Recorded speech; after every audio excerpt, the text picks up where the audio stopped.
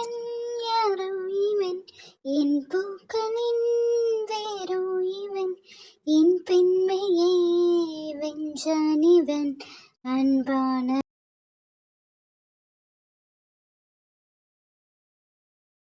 ஏடி first பேரனோட நிச்சயதார்த்தம் வச்சுட்டு அதுக்கப்புறம் நம்ம செல்வியோட கல்யாண வேலையை பார்ப்போம். ஏன்னா நிச்சயதார்த்தங்கிறது ரொம்ப குட்டியாக வைக்கிறது தான், கல்யாணங்கிறது ரொம்ப கிராண்டாக வைக்கிறது அல்ல, நிறைய வேலையெல்லாம் இருக்கும்ல. இல்லை ஃபஸ்ட்டு செல்விக்கே கல்யாணம் பண்ணி வச்சுருவோம், அதுக்கப்புறம் இவனோட நிச்சயதார்த்த வேலையை பார்ப்போம். ஏன்னா செல்வி பிள்ளையும் பாவுல, அவளுக்கு ஆசை கட்டி மோசம் பண்ணுற மாதிரியே இருக்கக்கூடாது, அவளுக்கு தோணிடக்கூடாது நம்ம அப்பா இருந்தால் நம்மளுக்கு எல்லாமே ஒழுங்காக நடந்திருக்குமேன்னு சொல்லிட்டு. அப்படி சொல்லிதியோ. இன்னொன்று மைனி, அதாவது உங்கள் பொண்ணு, அவங்கள பற்றி நான் சொல்லி தான் உங்களுக்கு தெரியணுமா என்ன? இப்போ நீங்கள் சும்மா ஒரு பேச்சு கூட ஃபஸ்ட்டு பேரனோட நிச்சயத்தை வச்சுக்கிறேன்னு சொல்லி பாருங்களேன், என் தலை தான் கடந்து உருளும். எனக்கு அது வேண்டவே வேண்டாம். நம்ம பிளான் பண்ண மாதிரி ஃபஸ்ட்டு செல்வியோட கல்யாணத்தையே நடத்தி முடிச்சிடலாம். என்னம்மா இப்போ என்னத்துக்கு என்னைய வர சொன்ன? வாங்க நீ உட்காருங்க. உட்காரலாம் இருக்கட்டும், என்னை எது கூப்பிட்டீங்க? பேரனுக்கு கல்யாணம் வைக்கலான்னு முடிவு பண்ணியிருக்கோம். பொண்ணு வந்து என்னமோ பெரிய பொண்ணுலாம் எடுப்பீங்கன்னு நினைச்சேன், மறுபடியும் அந்த வீட்டிலே போய் விழுந்திருக்கீங்க. அவனுக்கு பிடிச்சிருக்க நீயாதான். என்னமோ கடைசி பையன் என் இஷ்டப்படி தான் கல்யாணம் பண்ணுவான்னு சொன்னீங்க. ஆமாம், இப்போவும் என் இஷ்டப்படி தான் கல்யாணம் பண்ணுறான். எனக்கு சத்யாவை ரொம்ப பிடிச்சிருக்குன்னு சொன்னேன், அவனுக்கும் சத்யாவை பிடிச்சிருக்கு, அதனால கல்யாணம் பண்ணி வைக்க போகிறோம். என் பிள்ளையை மட்டும் கல்யாணம் பண்ணிக்க கூடாதுங்கிறதுல நீங்கள் ரொம்ப தெளிவாக இருந்திருக்கீங்கல்ல அண்ணி. அப்படிலாம் இல்லை, செல்வியை சின்ன வயசுலேருந்தே இவனுக்குலாம் தெரியும், தங்கச்சி மாதிரி பார்த்துட்டான், எப்படி கல்யாணம் பண்ணி வைக்க முடியும்? சரி, இப்போ எதுக்கு என்னை கூப்பிட்டீங்க? இப்போ என்ன, உன் பேர கல்யாணத்தை முதல்ல வைக்கணும், அதுக்கப்புறம் என் பொண்ணு கல்யாணத்தை வைக்கணும், அதானே? என் புருஷன் இருந்தால் இப்படி ஒரு நிலமெல்லாம் எனக்கு வந்திருக்குமா சொல்லுங்க? அவர் இருந்தால் நாங்கள் இன்னும் கொஞ்சம் முன்னேறி இருப்போம், இன்னும் கொஞ்சம் நல்லா இருந்திருப்போம். அப்போ நீங்களே பொண்ணு எடுக்கலான்னு வந்திருப்பீங்க. நாங்கள் கஷ்டப்பட போய் தானே நீங்கள் இப்படிலாம் பண்ணுறீங்க. சொல்லலாம் அத்தை நான். ஏம்மா, உனக்கு நான் மவளா இல்லை உன் மருமவா மவளா? எல்லாம் உன் மருமவ இஷ்டப்படி தான் இந்த வீட்டில் நடக்கும் போல. எனக்கு அன்னைக்காரன்னு ஒருத்தர் இருந்தான், வேலைன்னு சுற்றிட்டு இருக்கான், எங்கே தான் போனானோ தெரில. ஏட்டி கொஞ்சம் நீங்கள் பேச விடுதியா? நீனு என்ன பேசணும் இப்போ? நீங்கள் உங்கள் பேரங்கல்யாணத்தையே வச்சுக்கோங்க, என் பிள்ளைக்கு நான் கோயிலே வச்சு கல்யாணம் முடிச்சுக்கிட்டேன். நீ நாங்கள் என்ன சொல்ல வரோன்னு ஒரு நிமிஷம் கேளுங்க.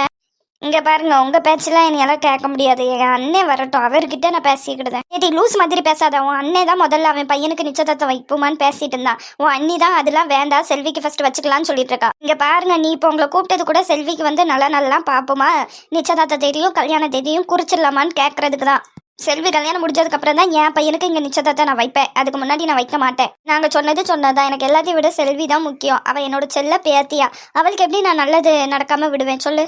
நல்ல நாள் பார்த்துட்டுமா? பாருங்க, எல்லாம் உங்க இஷ்டப்படியே பண்ணுங்க. இப்படி சொன்னா எப்படிடி? உன் அவளுக்கு தானே கல்யாணத்தை பத்தி பேசிட்டோம், கொஞ்சம் சந்தோஷமா பேச. நீ பாருமா, எல்லாம் உன் இஷ்டம்தான். நான் சேர்த்து வச்ச துட்டு கொஞ்சம் இருக்கு, அதை உன் கையில கொடுத்துட்றேன், அதுக்குள்ள பண்ண முடியாத அளவுக்கு பண்ணு. ஆமாம், துட்டு தருவாளாம்ல துட்டு. இப்போ உன் துட்டு கொடுத்து தான் இங்கே நிறைய போதோடி. என் பேத்தியாளுக்கு எப்படி கல்யாணம் பண்ணணும்னு எனக்கு தெரியும். நீ போ, அந்த துட்டை நீ பத்திரமா வச்சுக்கோ. உனக்கு பேரனோ பேத்தியே பிறக்கும்ல, அப்போ நீ செய். சரி, நான் செல்விக்கு செய்ய வேண்டியதெல்லாம் செஞ்சிருவேன். நீ சொத்து வேண்டான்ட்ட, இருந்தாலும் என் பேத்தியாளுக்கு நான் கொடுக்க தான் செய்வேன். இங்கே பாரு, நான் மித்தவங்கள மாதிரி ஒருத்தங்களுக்கு ஒன்று அந்த மாதிரிலாம் பண்ணல, எல்லாத்துக்குமே சம பங்கு தான் வைக்கேன். எல்லாம் உன் இஷ்டம் சொல்லிட்டேன்ல, அப்புறதுக்கு நீ கேட்க. உன் பேத்தியாளுக்கு எப்படி பண்ணணும்னு தோணுதோ அப்படி பண்ணு. நல்ல நாள் பார்த்துட்டு ஃபோன் அடி. சரி, அப்போ நான் போயிட்டு வரேன். சரிங்க நீ. நான் சொல்லலை அத்தை, என்னைய விட இந்த வீட்டில் உள்ள எல்லாத்தையும் நீ நல்லா புரிஞ்சு வச்சிருக்கம்மா. நம்மளே போய் ஒரு நல்ல நாள் பார்த்து அவளுக்கு நல்லபடியாக முடிச்சு வச்சிருவோம் அத்தை. சரிம்மா. இப்பதான் காலேஜ் ஃபங்க்ஷன் முடிஞ்சிச்சாமா? முடிஞ்சோடனே உங்களுக்கு கால் பண்ணேன். உங்களுக்கு ஏன் வரதுக்கு இவ்வளோ லேட்டு? கொஞ்சம் வேலைடி. நான் எவ்வளோ நேரம் இங்கேயே உட்காந்து வெயிட் பண்ணுறது சொல்லுங்க. சரி வா, வீட்டுக்கு போலாம். நாளை வரமாட்டேன், நான் கால் பண்ணி எங்கள் மாமா வர சொல்லியிருக்கேன், எங்கள் மாமா வந்து கூப்பிட்டு போவாங்க. அடியே, வர வழியில ஒரு அவசர வேலையா மாட்டிக்கிட்டேன்டி, அதனாலதான் வர முடியல, கோச்சுக்காத. என்னை விட வேலை தானே முக்கியம். எவ்வளோ நேரம் இங்கே தனியாக உட்காந்துட்டு இருந்தேன் தெரியுமா?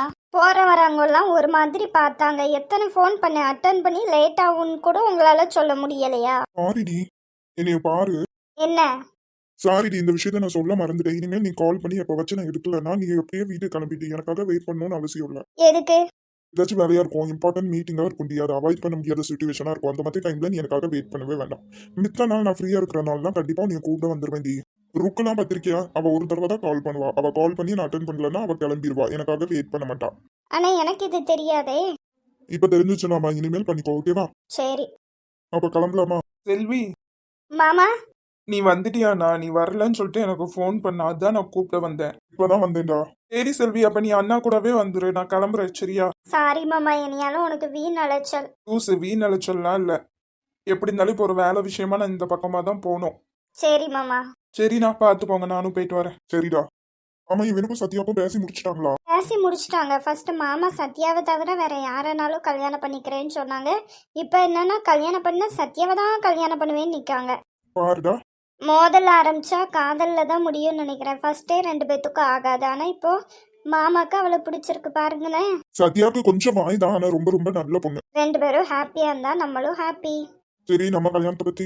பேசியாச்சு. நம்மளுக்கு தான் முதல்ல, அதுக்கப்புறம் தான் மாமாவுக்கும் சத்யாவுக்கும் என்கேஜ்மெண்ட். நாளைக்கு நல்லா இருக்கான். நாளைக்கு போய் நாள் குறிச்சிட்டு வந்துருவாங்களாம். ஓ சரிடி. சரி கிளம்பலாமா? சாப்பிட்டியா? இல்லை. சரி அப்போ போறவல்ல சாப்பிட்டு போலாம். அப்போ நல்ல நான்வெஜ் ஹோட்டலாக கூட்டு போங்க சரியா? செம்மையா பசிக்குது. சரிடி வா போகலாம். ருக்குக்கும் கால் பண்ணி ஏதாச்சும் வேணுமான்னு கேளுங்க. கால் பண்ண அவசியமே இல்லம்மா, அவ கால் பண்ணாலும் அண்ணா சிக்கன் ஃப்ரைட் ரைஸ் வாங்கிட்டு வந்தான்னு சொல்லுவா. ஸோ நம்ம அதே வாங்கிட்டு போயிடலாம். இல்லை நானே கால் பண்ணி கேட்குறேன். ஏன்னா அவளுக்கு சம்டைம்ஸ் சிக்கன் ஃப்ரைட் ரைஸ் சாப்பிடணும் போல இருக்கும், சம்டைம்ஸ் வேறு ஏதாச்சும் சாப்பிடணும் போல இருக்கும்ல. சரிடி பெட் கட்டிக்கலாம். ஓகேவா? இப்போ நீ கால் பண்ணி ருக்கு நாங்கள் ஹோட்டலுக்கு போகிறோம், உனக்கு ஏதாச்சும் வாங்கிட்டு வரணுமான்னு கேளு. அவள் முதல் வேலையா சிக்கன் ஃப்ரைட் ரைஸ் தான் சொல்லுவாள். சரி பார்க்கலாம். ஹலோ ருக்கு, என்னடி நீ நானும் உங்கள் அண்ணாவும் வெளில வந்திருக்கோம் கடைக்கு சாப்பிட. உனக்கு என்ன வேணும்? எனக்கு சிக்கன் ஃப்ரைட் ரைஸ் தான் வேணும். இதுதான் அண்ணாக்கே தெரியுமே, நீ ஏன் கால் பண்ணி கேட்குற? சீக்கிரம் வாங்கிட்டு வாங்க, வைக்கிறேன். என்ன சொன்னா? சிக்கன் ஃப்ரைட் ரைஸ் தான். அதான் சொன்னேன்ல.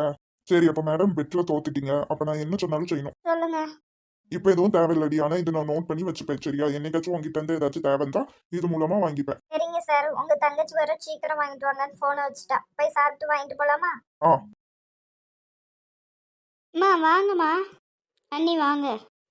என்னம்மா காலங்கத்தாலே வந்திருக்க? செல்வி எங்கடி? அவ காலேஜ் போயிட்டாமா. சரிடி, நம்ம ஜோசியர்கிட்ட போய் அவங்க 2 பேரும் ஜாதகம் பார்த்தேன். என்ன சொன்னாங்க? 4-3 நல்ல நாள் குறிச்சு கொடுத்துருக்காங்க. நீ அதில் நம்மளுக்கு என்ன டேட்டோ அதை ஃபிக்ஸ் பண்ணிக்கலாம். கல்யாணத்துக்கு முந்தின நாள் சாயங்காலம் வந்து என்கேஜ்மெண்ட் வைக்க சொல்லியிருக்காங்க, அதுக்கப்புறம் கல்யாணம் வைக்க சொல்லியிருக்காங்க. எல்லாம் உங்கள் இஷ்டம் தாம்மா, நீயே பார்த்து பண்ணிடு. சரிடி, அப்போ செல்வி வந்தோடனே அங்கே அனுப்பிச்சி விடு. சரிம்மா, நான் உன் அண்ணிக்கிட்ட அதுக்கப்புறம் பேரன் ஓட்ட கேட்டு பார்த்து சொல்கிறேன். மண்டபம்லாம் புக் பண்ணிடுவோம் சரியா? இல்லைனா அண்ணி உங்களுக்கு இங்கே தான் வச்சு கல்யாணம் வைக்கணும் ஏதாச்சும் ஒரு ஆசை இருந்தாலும் சொல்லியிருங்க, அதுபடியே பண்ணிடுறோம். இல்லை அப்படிலாம் இல்லை, எல்லாமே உங்கள் இஷ்டம்தான்.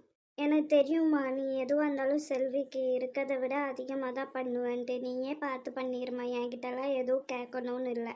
ஏடி நீ பொண்ணை பெத்தவாட்டி, நீ தானே எல்லாம் சொல்லணும். பெற்றது மட்டும்தாம்மா நான் பெற்று போட்டேன், மித்தபடி அவளுக்கு தேவையானது அவளை வளர்த்தது எல்லாமே நீ தானம்மா. அதனால நீ ஏன் பார்த்து சொல்லிடு.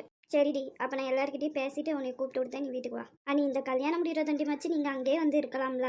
இல்லை அதெல்லாம் சரிப்பட்டு வராது, இதுதான் எங்களோட வீடு. இந்த வீட்டில் நான் அவர் கூட ரொம்ப சந்தோஷமாக வந்திருக்கேன், அந்த நினைவுகளோடையே நான் இருந்துருவேன். சரிங்க நீ. சரிடி, இதை சொல்ல தான் வந்தேன், நான் வீட்டுக்கு கிளம்புறேனே. சரிம்மா.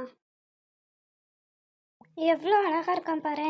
குட்டி பையா, சித்தி வயிற்றுக்குள்ளேயும் ஒரு பாப்பா இருக்கு, சீக்கிரம் வெளில வந்துடும். அதுக்கப்புறம் நீயும் பாப்பாவும் சேர்ந்து ஹாப்பியாக சந்தோஷமாக விளையாடலாம். ஆமாம், நீ தான் அண்ணன் அப்போ? ஆமாடி, என் பையன் தான் எல்லாத்துக்கும் மூத்தவங்க. ரம்யாவுக்கு குழந்தை பிறந்தாலும் என் அண்ணன் தான். அப்படியே அண்ணன் மாதிரி தான்ட்டே இருக்காங்க. ஆம்பளை பையங்கள்லாம் மேக்சிமம் அம்மா மாதிரி இருப்பாங்கன்னு தான் சொல்லுவாங்க. ஆனால் இங்கே பாரு, அப்படியே அண்ணா மாதிரி இருக்கான். எனக்கே தெரியுதுடி, வரவங்க போகிறவங்கலாம் இதையே சொல்லணும்னு இல்லை. ஏன்டி கடுப்பாகுதா? ஆமாம், கஷ்டப்பட்டு பெற்றலாம் நான். ஆனால் ஈஸியாக ஒரே வார்த்தையில் அப்பாவை மாதிரியே இருக்கான்னு சொன்னால் கடுப்பாகுமா ஆகாதா? ஆகதாண்டி செய்யும். நீ 2வது ஒரு பாப்பா பெற்றுக்கோ, அது ஒன்று மாதிரியே வரட்டும். அடி போடி, இவனை பெற்றெடுக்கிறதுக்குள்ளே போதும் நைட்டு. இவனை நைட்டு விடிய முழிச்சு இந்த பார்க்கணும், அழுதுகிட்டே இருக்கான் நசன்ட்டு. எப்பா முடியலை, இல்லை செகண்ட் பேபியா நினச்சி கூட பார்க்க முடியலடி. இது என்னடா டாட் லிட்டில் பிரின்சஸ்க்கு வந்த சோதனை? நான்லாம் என்றைக்குமே 10:30க்கு மேலே தூங்காமல் இருந்ததே கிடையாது தெரியுமாடி. இப்போலாம் அடிக்கடி இடையில எந்திக்க வேண்டியதாக இருக்குது. நீலாம் இப்போவே ப்ரிப்பேர் ஆகிக்கோதியா? அதெல்லாம் ஆயிக்கலாம்.